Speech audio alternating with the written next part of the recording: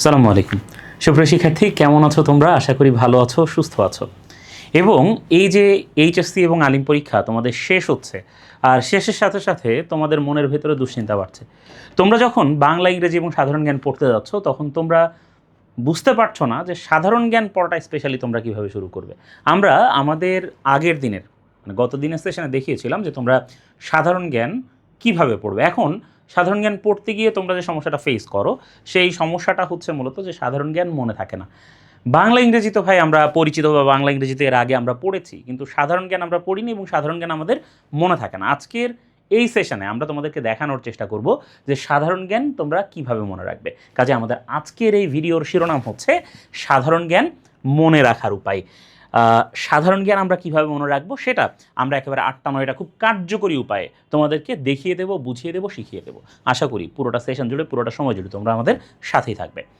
দেখো, আমাদের বলছি যে আমাদের আজকের ক্লাসের শিরোনাম হচ্ছে সাধারণ জ্ঞান মনে রাখার উপায়। সাধারণ জ্ঞান আমরা কিভাবে মনে রাখবো সেটি হচ্ছে আমাদের আজকের ক্লাসের মূল শিরোনাম বা মূল কথার জায়গা। তাহলে আমরা শুরু করি। আমরা প্রথমে দেখব যে সাধারণ জ্ঞানের মনে রাখার জন্য 1 নম্বরে আমাদের যে কাজটা করতে হবে, যেহেতু মনেই থাকে না, 1 নম্বরে আমাদের যে কাজটা করতে হবে সেটা হচ্ছে সাধারণ জ্ঞানকে আমাদের থিম এবং টপিক ধরে ধরে ভাগ করে পড়তে হবে। দুইভাবে আমরা ভাগ করতে পারি, একটা হচ্ছে টপিক অনুযায়ী এবং আরেকটা হচ্ছে থিম অনুযায়ী। ধরো যে একটা টপিক হচ্ছে বাংলাদেশের ইতিহাস বা প্রাচীন বাংলার ইতিহাস। এখন এটা কিন্তু একই থিমেরও একই সাথে, তাই না? তার মানে এটা হচ্ছে ইতিহাসের, এবং এখানে যে ব্যাপারগুলো এগোই, মানে যে কথাগুলো এগোই, সেগুলো কিন্তু আমাদেরকে, মানে আমরা একটা নির্দিষ্ট থিম অনুযায়ী সেটা পড়তে পারি। আমরা প্রথমেই সাধারণ জ্ঞানকে টপিক এবং থিমে ভাগ করে ফেলবো, যে কোনটা বাংলাদেশ প্রসঙ্গ, কোনটা বাংলাদেশ প্রসঙ্গ, কোনটা আন্তর্জাতিক প্রসঙ্গ, কোনটা সাম্প্রতিক। এবং একইভাবে অন্যান্য যে থিমগুলো আছে সেই থিমে আমরা ভাগ করে ফেলবো। বাংলাদেশ একটা থিম হতে পারে, আন্তর্জাতিক একটা থিম হতে পারে, সাম্প্রতিক একটা থিম হতে পারে। এবং এখান থেকে আমরা টপিকগুলো আলাদা করে ফেলবো, যে টপিক বাংলাদেশের ভূপ্রকৃতি, এটা হতে পারে বাংলাদেশের একটা টপিক। আন্তর্জাতিক থেকে একটা টপিক হতে পারে জাতিসংঘ। সাম্প্রতিক থেকে একটা টপিক হতে পারে ইরান এবং আমেরিকার যে সাম্প্রতিক চলা যে যুদ্ধ বা যে বিভেদ বা যে সমস্যাটা, আন্তর্জাতিক একটা সমস্যা ইরান এবং যুক্তরাষ্ট্রের মধ্যে চলছে, মধ্যপ্রাচ্যের যে অস্থিরতা, এগুলো এক একটা টপিক হতে পারে। তাহলে এভাবে যদি আমরা থিমগুলো এবং টপিকগুলো যদি ক্রমান্বয়ে আলাদা করতে পারি, থিম এবং টপিকগুলো যদি আমরা ক্রমান্বয়ে আলাদা করতে পারি, বাংলাদেশ, আন্তর্জাতিক এবং সাম্প্রতিক ধরে যদি আমরা থিম এবং টপিকগুলো আলাদা করতে পারি, তাহলে কিন্তু আমাদের জন্যে এটা খুবই কার্যকরী হবে, বা আমাদের জন্য কিন্তু এটা সবচেয়ে বেশি উপযোগী হবে। আমাদের একদম প্রথম কাজ হবে সাধারণ জ্ঞানের থিম এবং টপিক ধরে ধরে আলাদা করে ফেলা।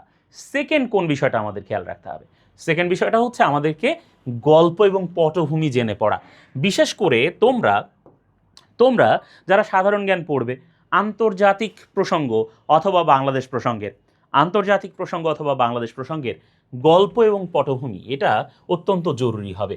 আমরা পড়ব প্রথম বিশ্বযুদ্ধ এবং দ্বিতীয় বিশ্বযুদ্ধ। ধরো আমরা একটা প্রথম বিশ্বযুদ্ধের পটভূমি যদি আমরা খুব ভালো মতো জানতে পারি, খুব সংক্ষেপে একটা তথ্য আমরা পড়ব। প্রথম বিশ্বযুদ্ধ শুরু হয়েছিল 1914 সালের 28 জুলাই প্রথম বিশ্বযুদ্ধ শুরু হয়েছিল। কিন্তু প্রথম বিশ্বযুদ্ধের 28 জুলাইয়ের আগে যে একটা বিশাল ঘটনা আছে, এত বড় একটা যুদ্ধ, এটা তো আর এমনি এমনি শুরু হয়ে যায়নি, তাই না? এটা ডেফিনেটলি কোনো একটা ঘটনা এর আগে আছে। কাজে এটার একটা বিশাল পটভূমি আছে, এবং সেই পটভূমিটাই কিন্তু একটা বিশাল কি গল্প। সেই গল্পটা যদি আমরা শুনি, আমাদের কিন্তু মনে থাকবে। ছোটবেলায় আমাদের দাদা বা দাদি আমাদেরকে গল্প বলেছে, মুরব্বীরা গল্প বলেছেন, তুমি একটু ভালো মতো খেয়াল করবা, সেই গল্পগুলোর একেবারে খুঁটিনাটি তোমার মনে আছে, লাইন বাই লাইন তোমার মনে আছে। এমনকি হয়তোবা তুমি একটু চেষ্টা করলে ঠিক ওই একই স্টাইলে গল্পটা তুমি অন্য কাউকে শোনাতে পারবে। তাহলে গল্প এবং পটভূমি মনে রেখে, কনটেক্সট জেনে যদি তুমি কোনো কিছু পড়ো, সেটি কিন্তু সহজে তোমার ব্রেইন তোমাকে ভুলিয়ে দেবে না। 3 নম্বর যে বিষয়, সেটা হচ্ছে ইতিহাস যখন আমরা পড়ব, যেটা আমি বলছিলাম, সেটা হচ্ছে ইতিহাস পড়ার সময় আমরা কি করব? ইতিহাসকে একটা সিঁড়ির মতো কল্পনা করব।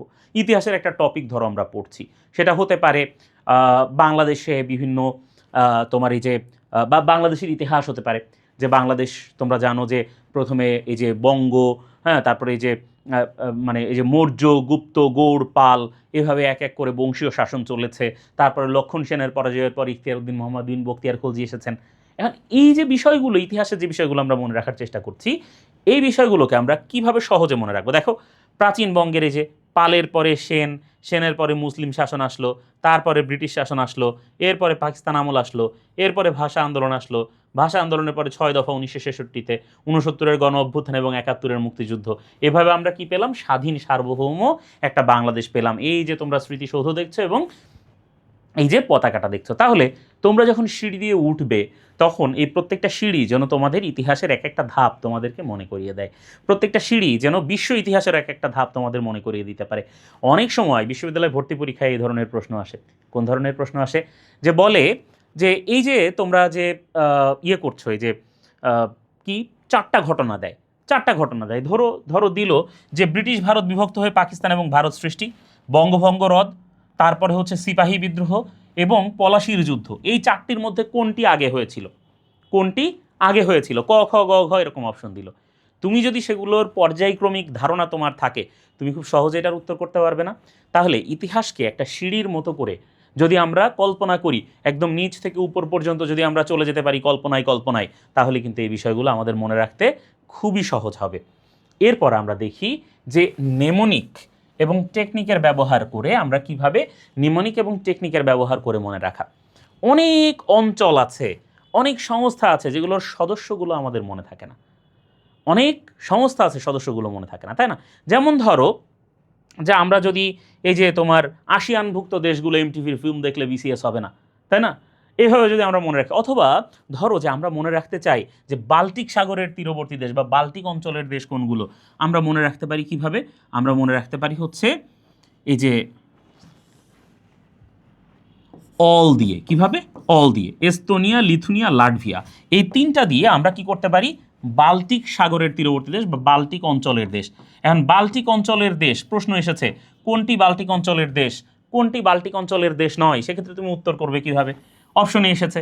এখন অপশন যখন ক খ গ ঘ দিয়েছে, তুমি হুট করে তোমার মনে পড়লো অল, এস্তোনিয়া, লিথুনিয়া, লাটভিয়া, এই 3টা বাল্টিক অঞ্চলের দেশ। তাহলে যে অপশনে এস্তোনিয়া, লিথুনিয়া, লাটভিয়া নেই, অন্য কোনো দেশের কথা বলা হয়েছে, তোমাকে কি করতে হবে? সেটি উত্তর করতে হবে। তাহলে এটা হচ্ছে তোমার মানে নিমোনিক। এটা অনেক ক্ষেত্রে তোমাকে ভেবে বাঁচিয়ে দিতে পারে, অথবা এই যে টেকনিক যেগুলো আছে, এই টেকনিকগুলো তোমাকে অনেক ক্ষেত্রে বাঁচিয়ে দিতে পারে। তবে অতিরিক্ত টেকনিকের ব্যবহার কখনোই ভালো না। খুব স্বল্প মাত্রায় তুমি কিছু কিছু জিনিস মনে রাখার জন্যে টেকনিক ব্যবহার করতে পারো। সব ক্ষেত্রে টেকনিক কিন্তু আবার পরীক্ষার হলে তোমার জন্য বিপর্যয় নিয়ে আসতে পারে, এবং এই টেকনিক যেন বিপর্যয় তোমার না নিয়ে আসে, সেজন্যও আমাদের কথা আছে। ভিজুয়াল লার্নিংটা এক্ষেত্রে খুব গুরুত্বপূর্ণ হতে পারে।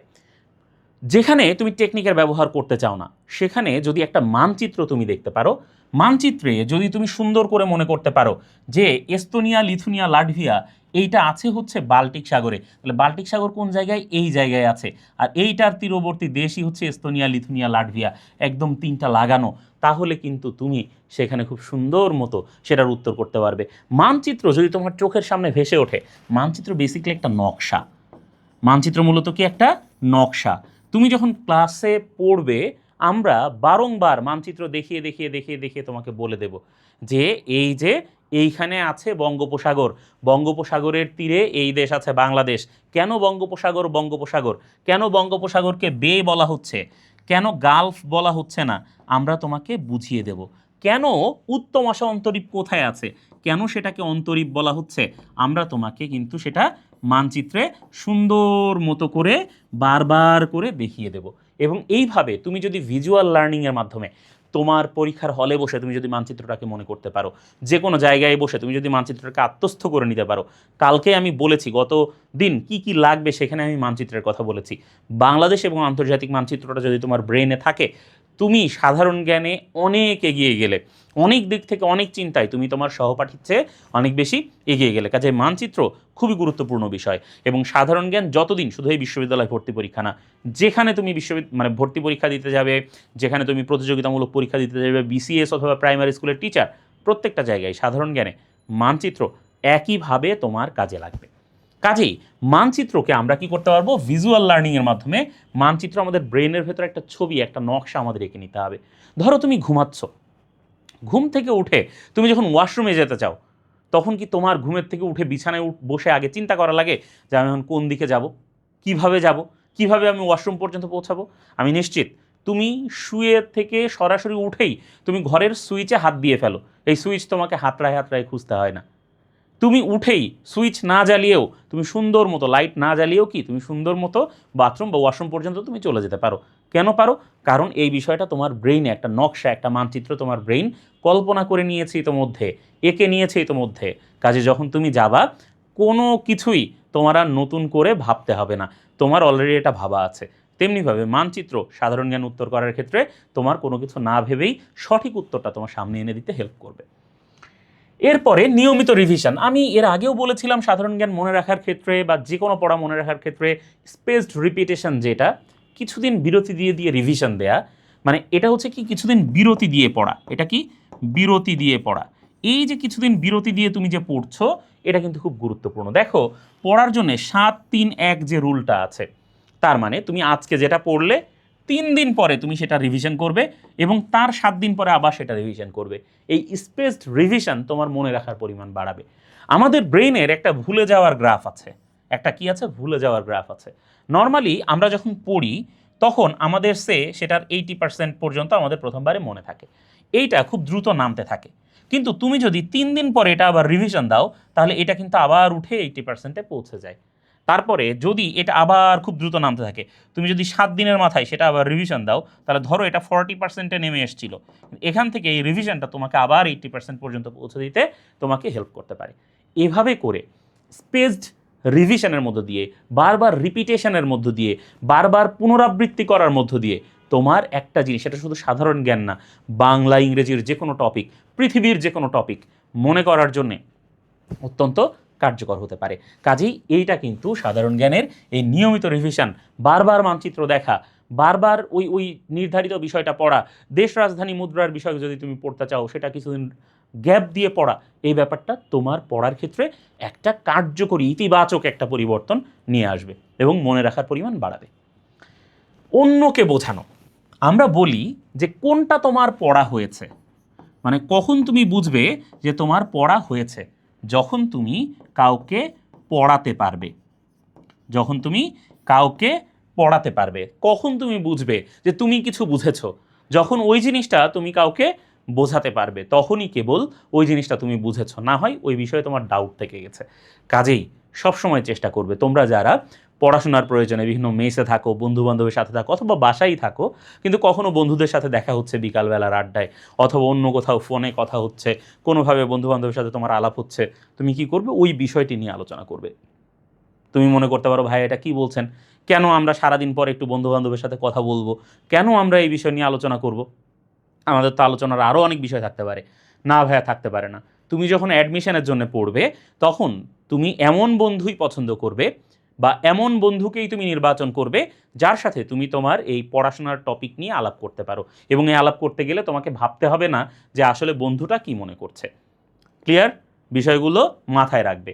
এরপরে ধরো বিগত বছরের প্রশ্ন সমাধান এবং মডেল টেস্ট। সাধারণ জ্ঞানের ক্ষেত্রে এটা খুবই গুরুত্বপূর্ণ। একদম প্রথমে, ক্লাসের প্রথমে তুমি, মানে পড়া শুরুর প্রথমে তুমি বিগত বছরের প্রশ্ন সমাধান করবে এবং সকল পড়ার শেষে তুমি মডেল টেস্ট সমাধান করতেই থাকবে। যত তুমি মডেল টেস্ট সমাধান করবে, যত বেশি প্রশ্ন তুমি সমাধান করবে পড়ার পরে, তোমার মনে থাকার পরিমাণ তত বাড়বে। যদি তুমি প্রত্যেকটা তথ্য এমসিকিউ সলভ করতে পারো সেটা তোমার জন্য বেটার। কাজেই যত বেশি এমসিকিউ, 2000, 4000, 5000, 10,000 এমসিকিউ, যত এমসিকিউ তুমি সমাধান করতে পারবে তোমার মনে রাখার পরিমাণ তত বাড়বে। তাহলে শুরুতে প্রশ্ন সমাধান, শুরুতে কি? শুরুতে হচ্ছে বিগত বছরের প্রশ্ন সমাধান এবং শেষে মডেল টেস্ট। এটা হচ্ছে সাধারণ জ্ঞান মনে রাখার সবচেয়ে অব্যর্থ, সবচেয়ে কার্যকরী এবং সবচেয়ে সায়েন্টিফিক ওয়ে, যেটা তোমাকে সাধারণ জ্ঞান মনে রাখতে সর্বোচ্চ পরিমাণে হেল্প করবে। তাহলে এই হচ্ছে সাধারণ জ্ঞান মনে রাখার জন্যে তোমাকে কি করতে হবে সেই বিষয়ক পরামর্শ। আশা করি তোমরা আজ থেকেই একদম সাধারণ জ্ঞান মনে রাখার এই কার্যকর উপায়গুলো মেনে নিয়ে হতাশ হবে না। প্রতিদিন কিছু কিছু পড়বে, স্পেসড রিপিটেশন করবে, মানচিত্রকে আত্মস্থ করবে এবং একদম শেষে তোমরা মডেল টেস্ট সমাধান করবে। তাহলে আমাদের পড়া শুরু হবে প্রশ্ন বিশ্লেষণের মধ্য দিয়ে, পড়া শেষ হবে মডেল টেস্ট অথবা প্রচুর পরিমাণে এমসিকিউ সমাধানের মধ্য দিয়ে। আর এর মধ্যে আমাদের মানচিত্র বোঝা, আমাদের কিছুদিন পর পর আবার নতুন করে রিভিশন দেয়া, আমাদের নেমোনিকের চর্চা, এই ব্যাপারগুলো চলতেই থাকবে। আশা করি তোমাদের সাথে আমাদের এই কথাবার্তাও চলতে থাকবে, তোমাদের পাশে আমরা আছি, সবসময়ই আছি। যে কোনো প্রয়োজনে যে কোনো সময় তোমরা আমাদেরকে জানাবে, আর অবশ্যই এই ভিডিওর নিচে তোমরা মন্তব্য করে জানাবে যে এই ব্যাপারটি তোমাদের কতটুকু তোমাদের কার্যকর হচ্ছে, বা এই বিষয়ে তোমাদের যদি কোনো প্রশ্ন থাকে এই বিষয়ে জানাবে। তোমাদের সাথে ইনশাআল্লাহ পরবর্তী সেশনে দেখা হচ্ছে। আজকের জন্য বিদায়, আল্লাহ হাফেজ।